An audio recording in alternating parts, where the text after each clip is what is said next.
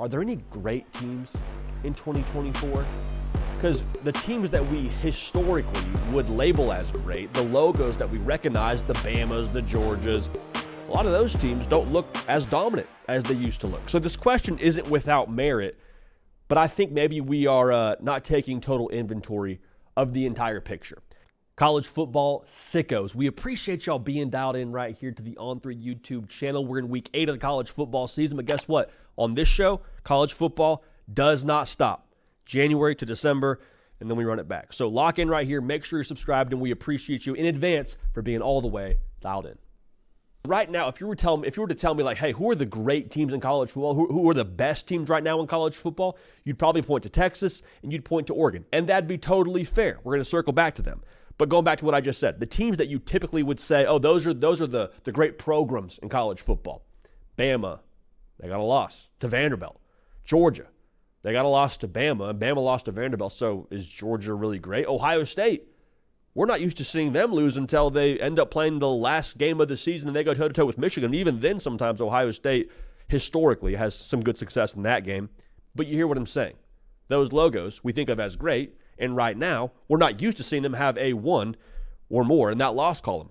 There's also some hot shot teams that we were high on going into the year. Your Tennessees, they lost to Arkansas. Ole Miss, they got 2 losses.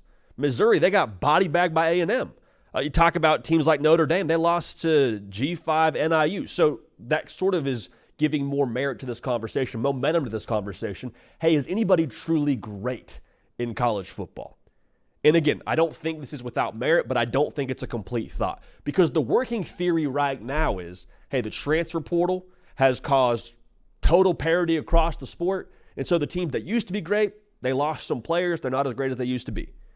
And while I think what's true is that the depth of some of those great teams isn't what it used to be, and Kirby Smart, the head coach of Georgia, has spoke to that a couple of times, the deterioration of football, if you will, I think why we're actually seeing the season go the way it is and seeing these teams have more losses than we're used to them having is the conference realignment and the scheduling of this whole thing. Because what I just said about Ohio State, with us not seeing them have a great test really until they play Penn State in November and Michigan at the end of the year, well, they played Oregon in the second week of October.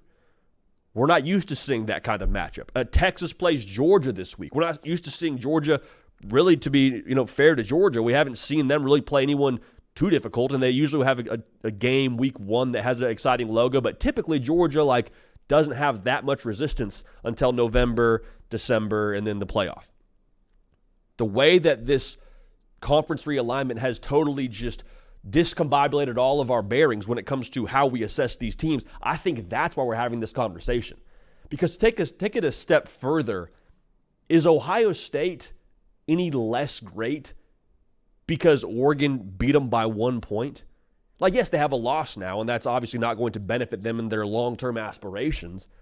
But are we in a vacuum saying Ohio State, they're not a good football team, not as good a football team because they lost by 1 point on the road, driving to get a last-second field goal to try to win the game. However, they didn't, so therefore, Oregon's great, and they're not.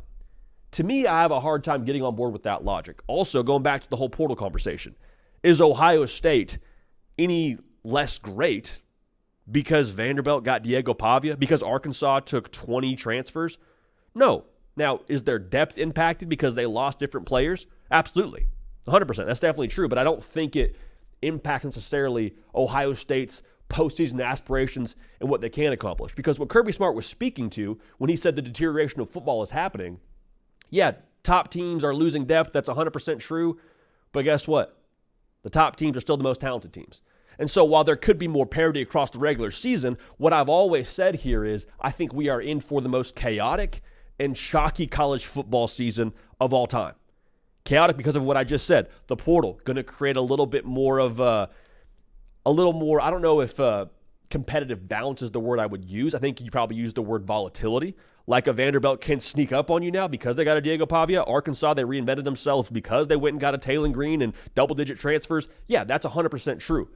But when you hit reset on the season and you see call it a 10-2 Georgia in the college football playoff, and let's say they draw Clemson in the first round, y'all, we saw what Clemson, Georgia is. We saw it week 1 in Atlanta. belt to behind for the Dogs. All right, like they handled business in a big way. So then say Georgia, using them as an example because I think they're one of the most fascinating case studies in this whole discussion of are there any great teams? Who does Georgia draw next? Let's just say they play the Big 12 champion. I don't know how that would work exactly, but let's just say that ends up happening. Georgia, let's say they draw Iowa State. Georgia, you feel pretty good about your chances playing Iowa State. And I'm using Georgia here as an example, but you could plug and play, I think, most of those teams that you're questioning, are they great? Ohio State, if they get the 5 seed and they draw a 12 like Boise State or a UNLV or a Navy, I love the G5. We're going to talk about the G5 here a little bit later. But understand now, Ohio State is throttling any of those teams if they draw the 5 seed. So a lot of it will have to do with seeding, but my point in all this being, yes, the regular season and the transfer portal and the new scheduling with conference realignment gives us incredible stress tests for these teams we used to not really get throughout the old college football way things worked with scheduling, right? 100% true. So there's more chances for these teams to lose. However, when you hit reset and we have a new season, the 12-team playoff, the teams that make the dance, I believe, one, will still be the most talented rosters, and two, I think will be poised and in great position to go on a run.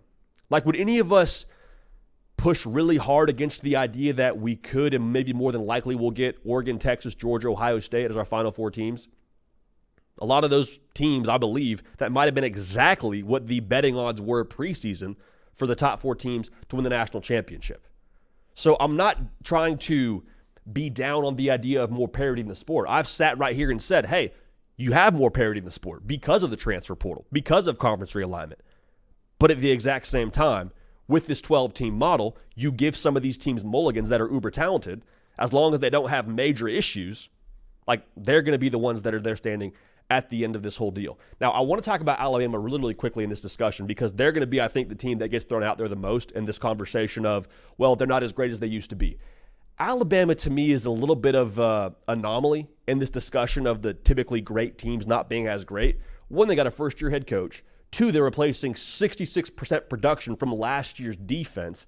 And three, I think when you look at what Alabama is right now, like I don't know if Alabama would make the 4-team playoff if they were to lose to Tennessee. And I'm not telling you that I know what Alabama is. I mean, I sat here a couple weeks ago and told you Alabama's the best team in college football. So I'm not telling you I know what they are exactly. But if the problems at Alabama persist, it's not, I don't think, a product of the transfer portal and conference realignment. I mean, I think you could probably point to those things as like contributing factors. I would say you talk about Alabama in the context of, well, Nick Saban retired, so you kind of had to hit reset in some regard on what Alabama is. Now, again, Alabama could very easily, I believe, go on a tear, make the college football playoff, and then win the whole darn thing. That wouldn't, I don't think, be overwhelmingly shocking. But if you want to point to Bama as being like the poster child for new college football and no great teams, I think there's a lot more to that discussion that we need to maybe unpack together. So are there any great teams in college football? I think so. One more thing I'll say here.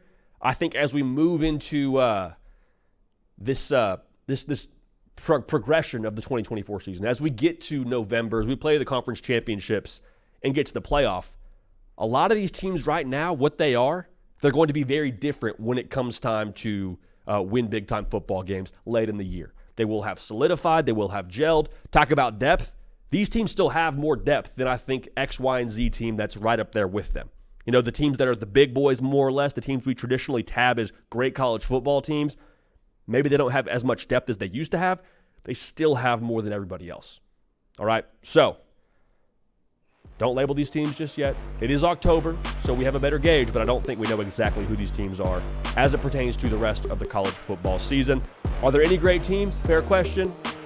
I just think the gauntlet has changed, and I think we still have a lot of great teams across the landscape.